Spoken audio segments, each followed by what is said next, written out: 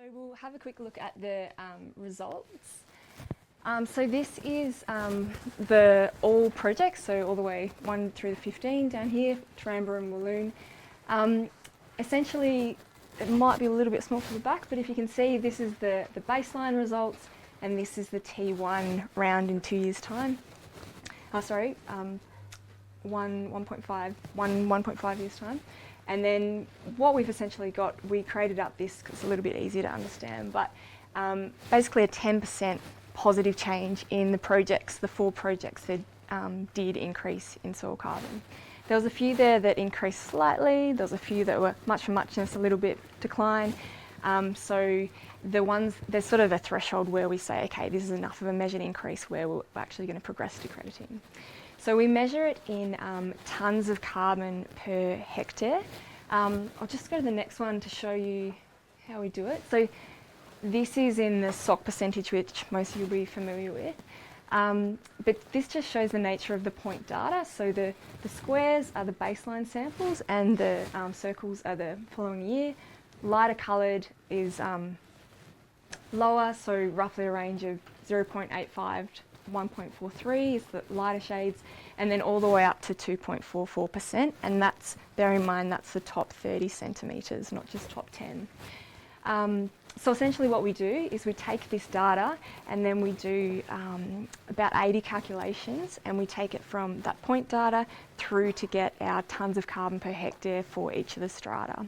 And that's what we've got here on the first slide. So essentially what we see, as Adam pointed out earlier, is that the ones where we had, as a general rule, a relatively low baseline compared to the others, so 4, 7, 14 and 15, we have seen that they've had the greatest increase, which is, you know, probably to be expected. The sandy soils particularly would have had a lower baseline, but it shows that Adam's bringing the whole lot up, and those ones have responded particularly well.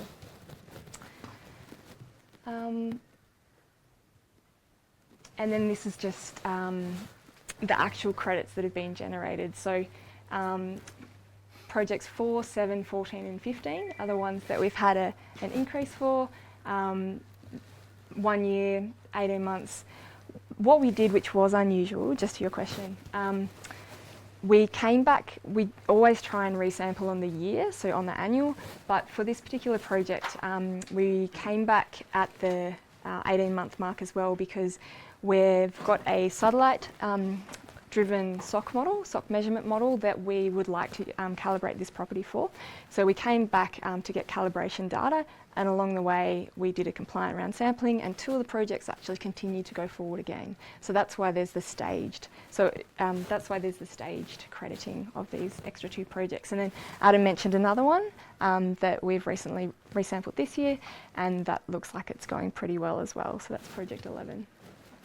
But you can see the way it goes. So you take it from tonnes of carbon, so roughly 1,000 to 2,000 tonnes of carbon in the soil per hectare, and then we take that through various calculations across to tonnes of CO2e per hectare. So you times the carbon by a factor of 3.67, and you get to tonnes of CO2e.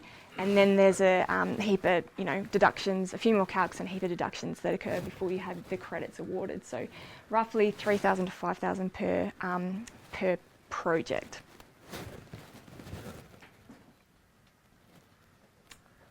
Okay, any questions on the results before we move into the trial site? All right, terrific. We can talk throughout the day.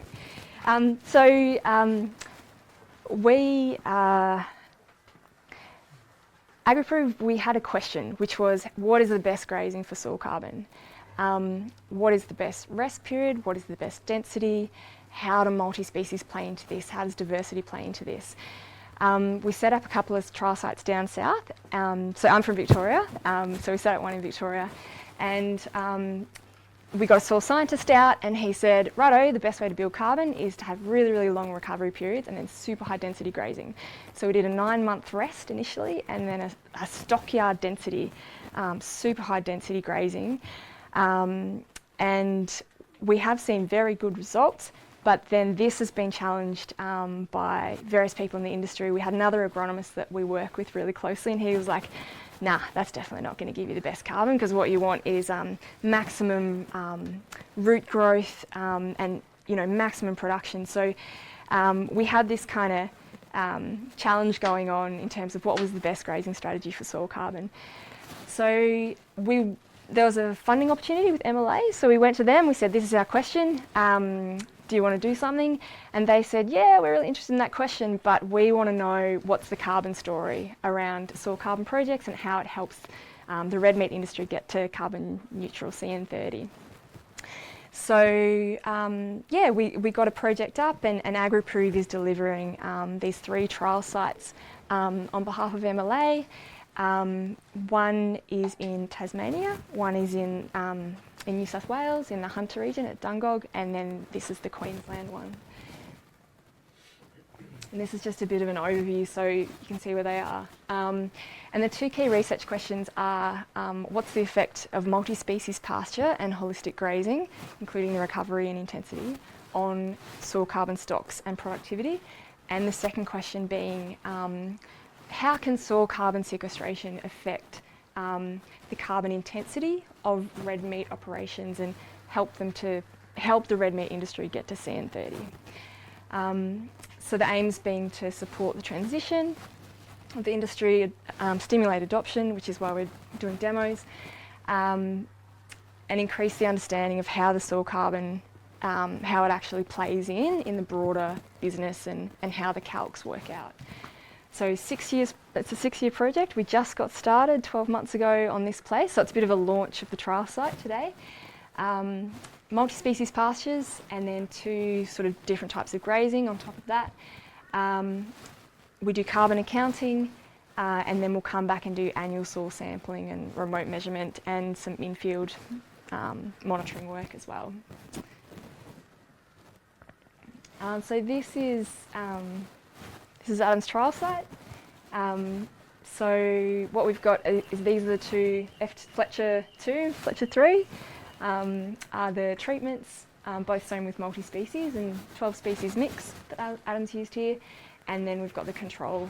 F2 is the more intensively grazed, so as high density, high biomass removal, long rest, and then F3, the middle one, is slightly lower density, so sort of medium to high density.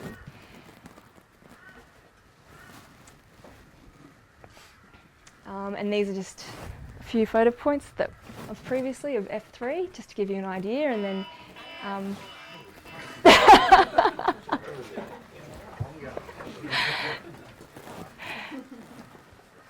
so it was really great to see your photo, Adam, of 2017, what it looked like what a difference. So this is when we started last year in September, and then through November last year, and then in March it's starting to get green again, and then we'll go out and have a look when we have a look around. So the carbon neutral story, we had carbon accounting, whole farm carbon accounting conducted of the operation.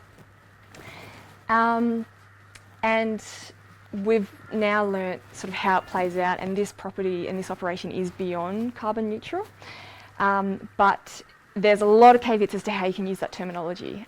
So carbon neutrality is where you measure your emissions, you reduce them where possible, you offset the remaining emissions, and then you can you have to publicly report that in the public domain. It's a certifiable claim, so in Australia that claim is made under Climate Active, which is a government standard. There's also internationally there's lots of different standards and frameworks that corporates will use to claim carbon neutrality, but in Australia Climate Active is the one. And so is it necessary to be carbon neutral? So it's a shame Julia's not here yet, but Julia will give you a bit of an overview of this and MLA's current perspective on it when she talks straight after lunch. But essentially in the carbon space, think of it like an ecosystem of opportunity. So we do soil carbon projects that generate carbon credits which you can sell and you get a straight income. But every supply chain is doing some kind of carbon scheme, and there's different tiers, and you might get a premium for that. So is there also a way that you could generate, your own premium if you can demonstrate it to your buyers? So there's more and more natural capital markets spurring out for all different types of things. Reef credits is a good example, which Dave will talk about next. So I suppose the key message is understand, know your emissions intensity, start collecting the data and then strive to reduce that.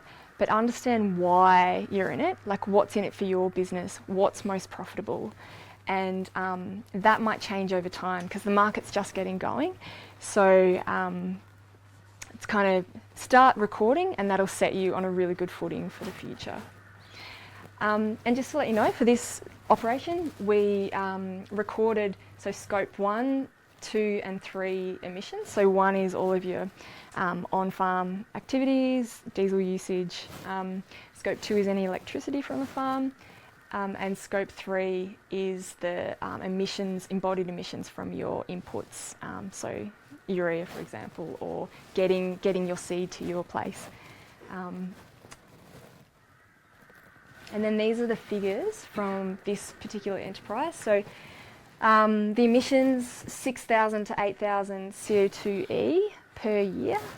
And then what we did, which this is not certifiable at all, just to give you an idea of where it stands.